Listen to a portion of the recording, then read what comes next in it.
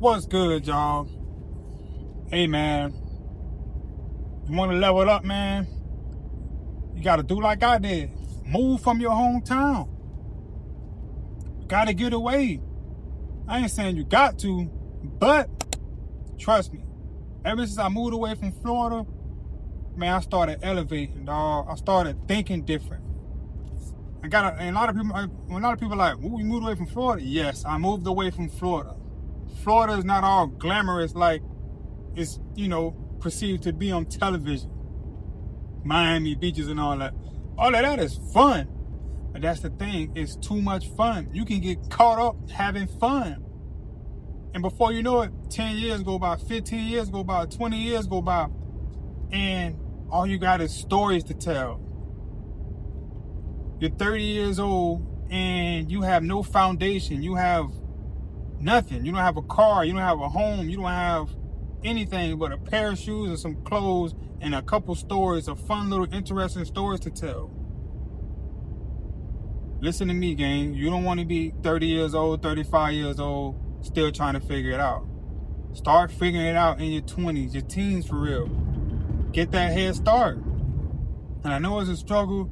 Oh, some of you don't got a mother. Some of you don't got a father. Look at you. My mother passed when I was 12. My father passed when I was 6. And I'm not saying this begging for sympathy or empathy. You don't have to give me none of that. I'm just giving you an example. I've been there. I'm still there. I don't have a mother. I don't have a father. I don't have biological parents I can call for help. By the grace of God, I made myself a good person so that I can socialize good, and I met friends that was willing to help me. But everybody's not lucky like that. Everybody doesn't get that chance. Now, most of us do, but we blow it. Most of us get the help that we really need. We get that boost, but we blow it. Blow it on dumb bull crap. Whether it's sex, drugs, shoes, clothes, material things. And we don't sit back and think and be like, yo, well, let me invest some of this. Let me put some of this up. I didn't have a mindset of investing until I was 32, like 32, 33, 32 years old. And I didn't get consistent with investing until I was like 34, 33, 34. I started taking my life serious when I hit about 30. I had just turned 30. I hit rock bottom, lost everything. Was up, lost everything, man.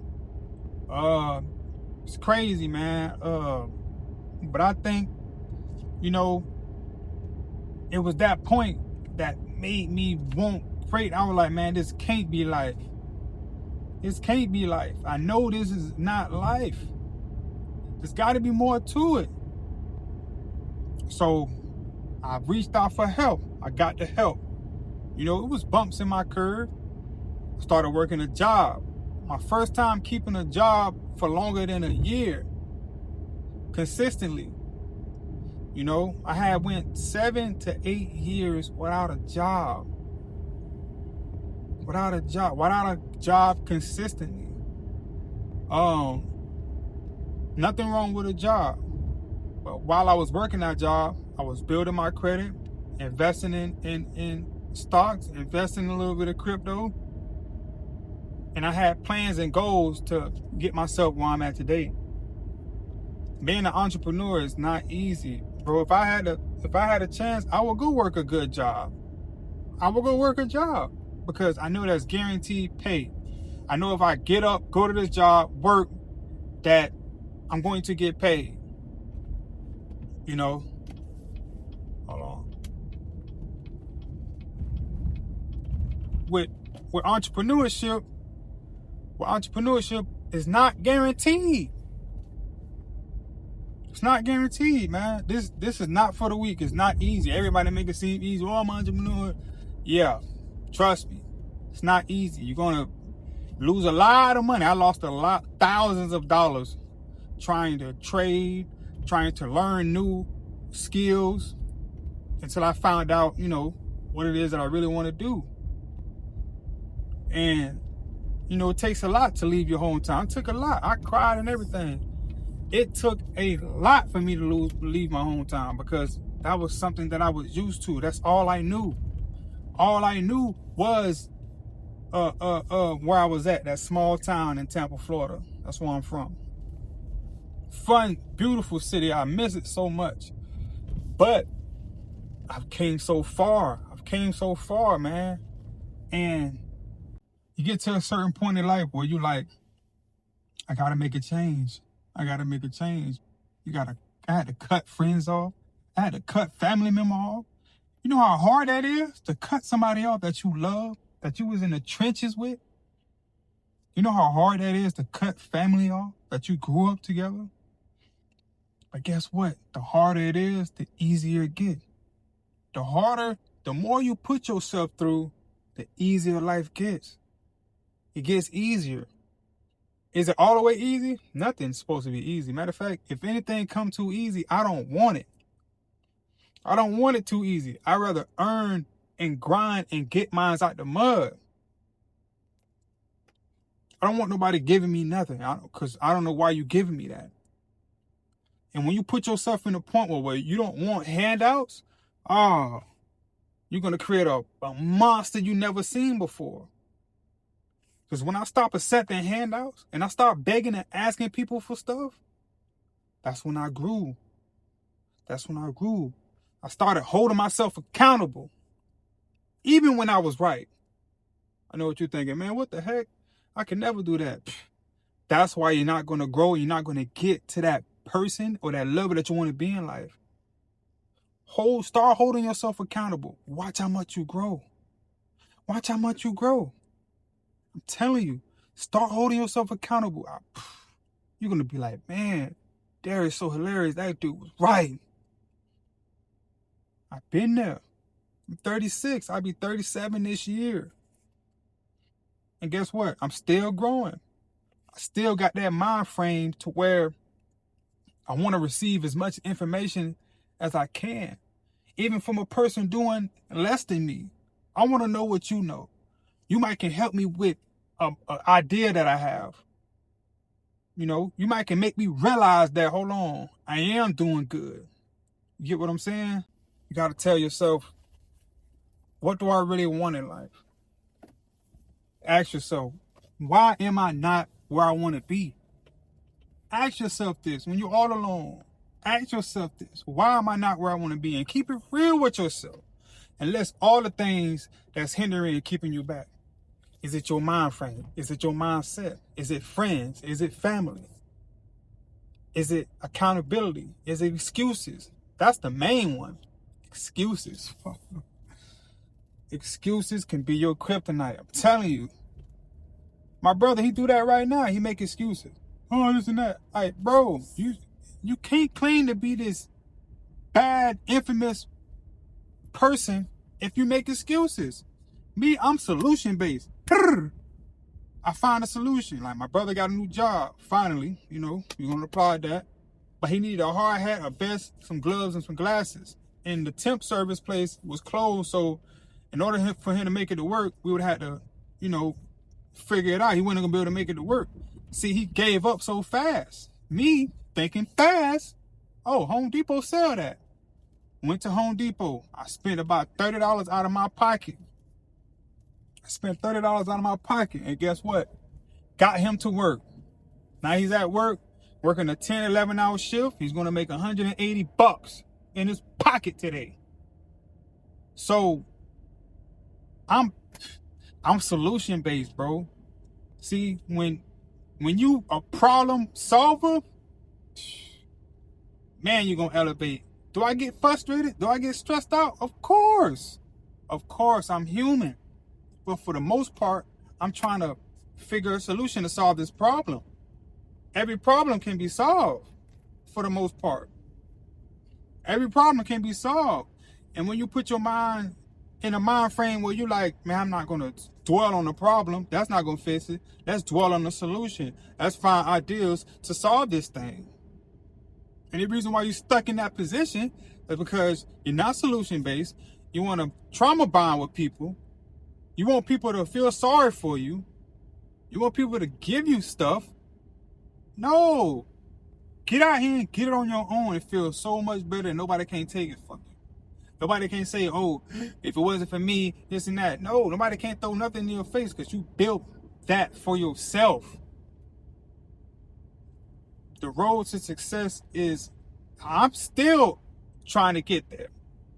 You know, do I have nice things? Of course. Do I have a good amount of savings and portfolio? Decent amount.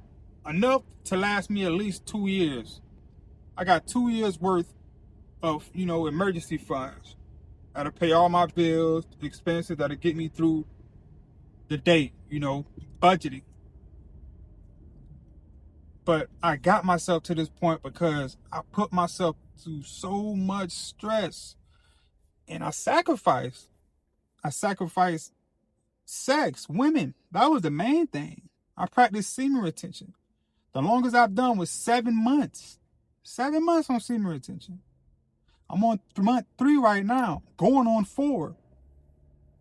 So I practice semen retention every 3 or 4 odd months, however long I can go. I try to at least do 3 before I rub one off, But right now, I'm not trying to rub one off, and I'm getting better at it. I'm getting better at it, and I feel my mind is more clear. I'm more focused. It's hard for women to come over here and distract me and knock me off my pivot. It'd be hard. I don't care how fine she is. I don't care what. It's not going to work unless I'm very interested in you. Then I'll let you distract me a little bit. But if I'm not interested, if you don't have really nothing that I'm looking for to offer, it's not going to work. It's not going to work, fellas. Fellas, practice semen retention. Stop going out with these frivolous women. Stop having sex frivolously. Stop giving up your private part, your prized possession. You're giving it up so easy. Focus. I need you to focus, fellas. I need you to focus. I know leaving your hometown is pretty hard. You can't do that. If you don't have the means like I did to leave your hometown, because I was very adamant, you're going to have to focus and sacrifice so hard to where you're going to lose friends. You're going to lose family. You're going to lose your goddamn mind. Because people are going to think you crazy for real when they see you bossing up, waking up 6, 7 in the morning, working out. And all you want to do is build and grind. You don't want to talk about nothing frivolous. You don't want to go out and party. You don't want to drink. You don't want to smoke. You don't want to do none of that. All you want to do is straight focus. They're going to look at you crazy. It's going to come with a lot of hatred, a lot of negativity, a lot of discouraging, and people trying to knock you from your path. It's going to come with that. That's the beauty and joy of it, though. That's the beauty of it, though. You know what I'm saying? That is the beauty of it. It's going to come with that, guys. Success isn't easy.